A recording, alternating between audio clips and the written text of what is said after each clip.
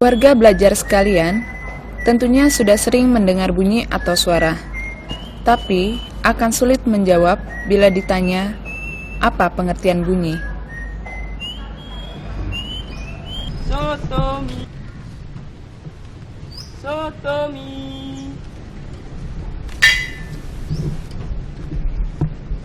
sotomi.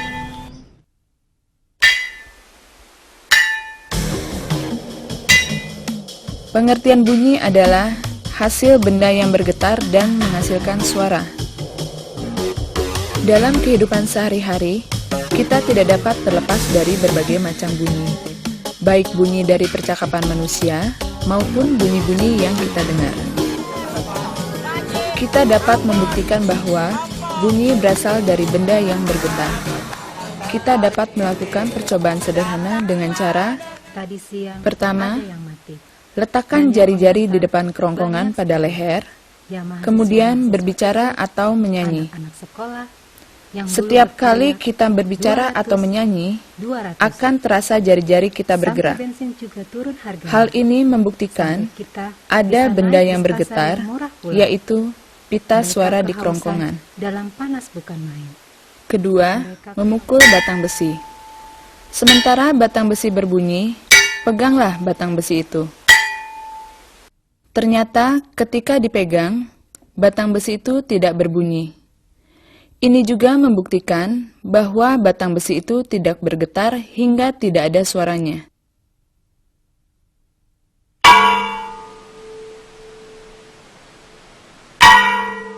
Bunyi hanya dapat didengar jika memenuhi syarat sebagai berikut. Pertama, ada sumber bunyi. Kedua, ada medium perantara. Ketiga, ada pendengar atau penerima. Sekarang, kita akan membuktikan bahwa bunyi memerlukan medium atau perantara agar dapat terdengar. Perhatikan percobaan berikut ini.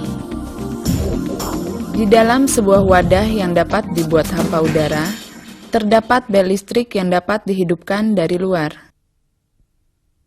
Pada permulaan bel listrik dihidupkan, kita dapat mendengar suara bel listrik dengan jelas. Kemudian, secara perlahan-lahan, udara dalam wadah dipompa keluar hingga wadah menjadi hampa udara. Apa yang terjadi? Ternyata suara bel listrik makin lama makin kecil, hingga tidak terdengar. Hal ini membuktikan bahwa bunyi merambat memerlukan medium, yaitu udara.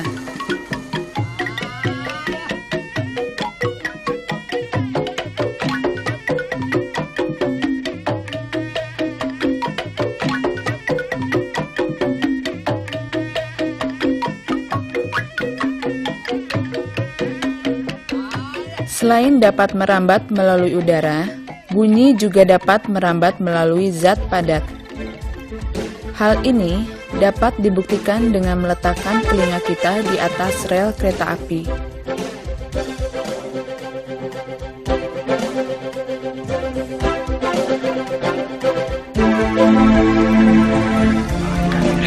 Bubar. Bentar lagi kereta akan lewat. Kalau istirahat di sana di bawah pohon. Tapi Pak belum makan nih Pak. Hari bahaya saja. Dul, istirahat di sana. Masih lama kan Pak Mandor? Coba tempelkan telingamu di atas rel. Suara roda kereta api dapat kita dengar meskipun kereta apinya masih jauh.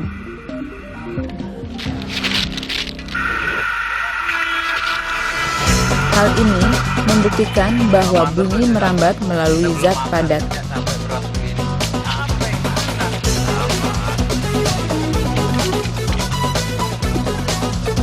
Cobalah kita berenang dan menyelam di dalam kolam renang dengan membawa 2 buah batu. Kemudian, pukulkan kedua batu itu.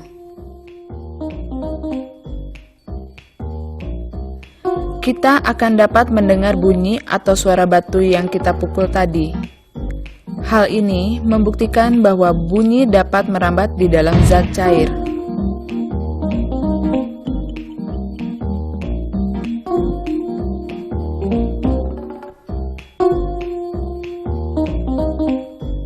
Warga belajar sekalian, sekarang jawablah pertanyaan berikut ini. Pertama, tuliskan pengertian bunyi.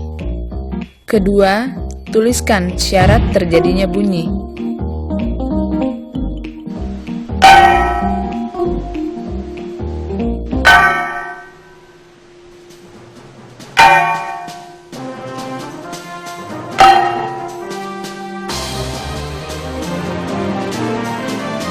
Jawabannya sebagai berikut.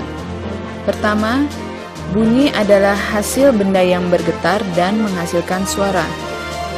Kedua, syarat terdengarnya bunyi. Ada sumber bunyi, ada medium perantara, ada pendengar atau penerima.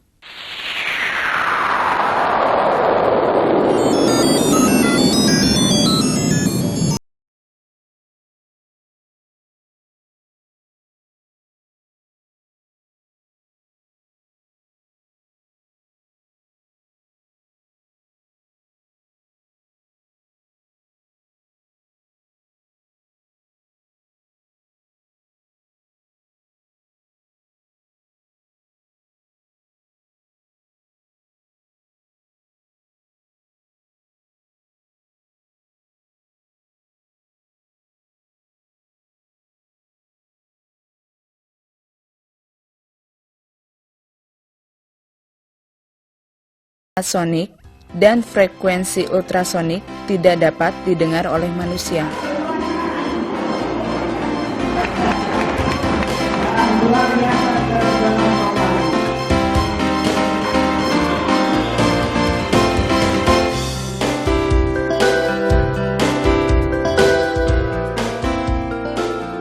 Anjing adalah binatang yang dapat mendengar bunyi daerah infrasonik sampai ultrasonik.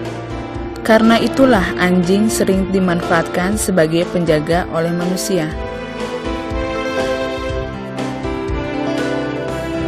Daerah frekuensi ultrasonik dimanfaatkan pada bidang kedokteran. Pemeriksaan yang memanfaatkan frekuensi ultrasonik ini disebut dengan pemeriksaan USG atau ultrasonografi.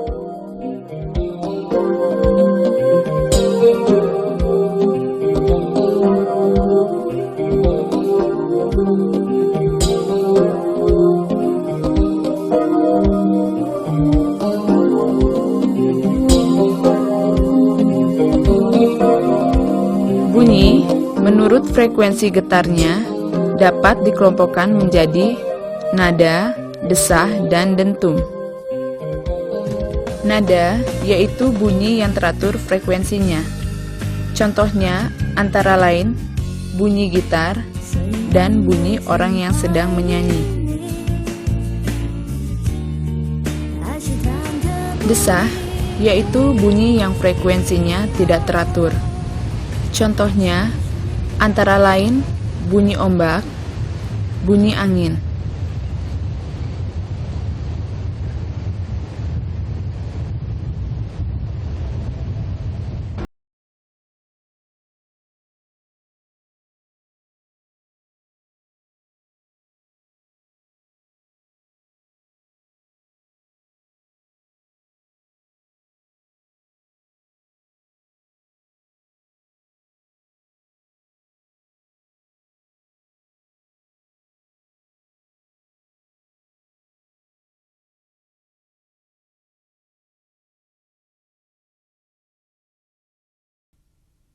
Daerah frekuensi di bawah 20 Hz disebut daerah infrasonik. Daerah frekuensi 20 Hz sampai 20.000 Hz disebut daerah audiosonik. Daerah frekuensi di atas 20.000 Hz disebut daerah ultrasonik.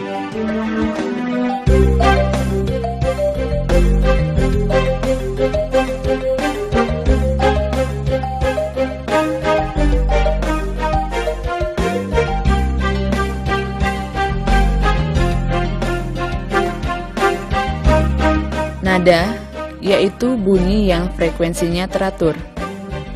Desah yaitu bunyi yang frekuensinya tidak teratur. Dentum yaitu bunyi yang sangat keras.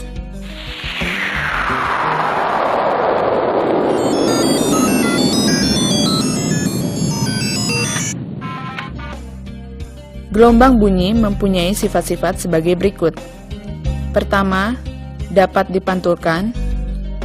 Kedua, dapat dibiaskan. Ketiga, dapat berinterferensi. Keempat, dapat melentur. Sekarang, marilah kita bahas salah satu sifat dari bunyi, yaitu dipantulkan. Bunyi pantul memperkuat bunyi asli. Contohnya, bila kita berbicara di dalam ruang yang kecil, suara yang terdengar akan lebih keras dari bunyi aslinya. Hal ini terjadi karena bunyi asli dan bunyi pantul hampir bersamaan kita dengar. Bila kita mendengar suara di tengah ruangan yang luas, maka suaranya tidak jelas terdengar. Kita hanya mendengar bunyi asli sebagian saja. Peristiwa ini disebut kerdam atau gaung.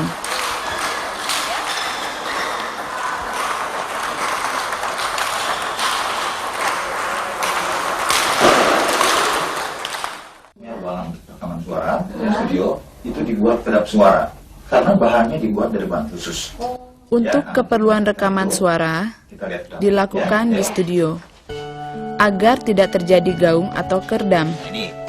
Studio ialah ruangan yang dibuat khusus kedap suara dengan sistem akustik. Karena memang ruangan ini dirancang khusus untuk keperluan rekaman suara.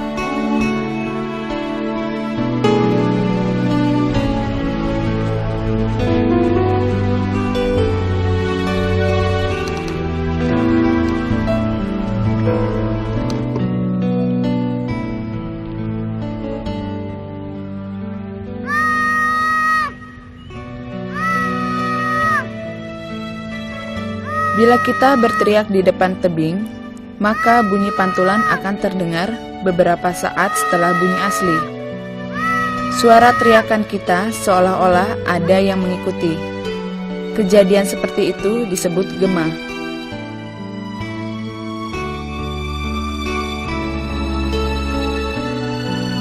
Dalam kehidupan sehari-hari, pemantulan bunyi dimanfaatkan oleh manusia untuk mengukur kedalaman laut.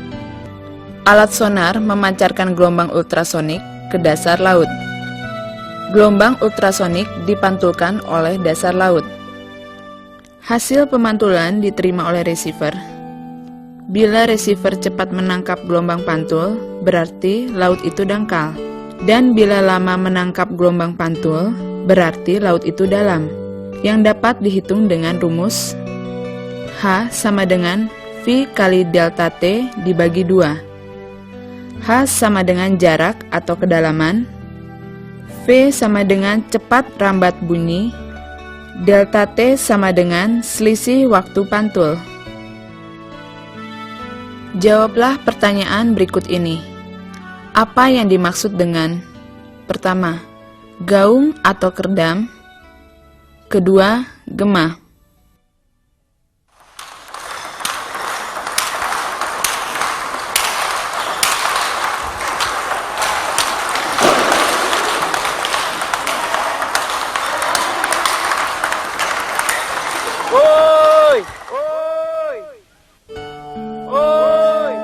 Jawabannya adalah gaung atau kerdam adalah bunyi pantul yang sebagian bersamaan dengan bunyi asli, hingga bunyi aslinya menjadi tidak jelas.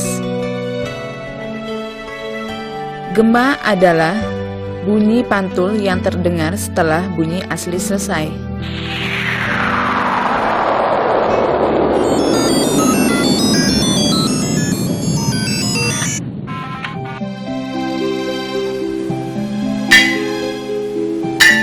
Pengertian bunyi adalah hasil benda yang bergetar dan menghasilkan suara. Bunyi hanya dapat didengar jika memenuhi syarat sebagai berikut. Pertama, ada sumber bunyi. Kedua, ada medium perantara. Ketiga, ada pendengar atau penerima. Selain dapat merambat melalui udara, bunyi juga dapat merambat melalui zat padat.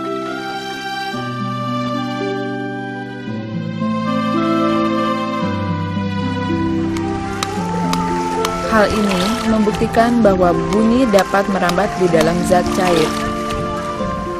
Tidak semua bunyi dapat didengar oleh telinga manusia. Manusia hanya dapat mendengar bunyi yang mempunyai frekuensi dari 20 Hz sampai 20.000 Hz.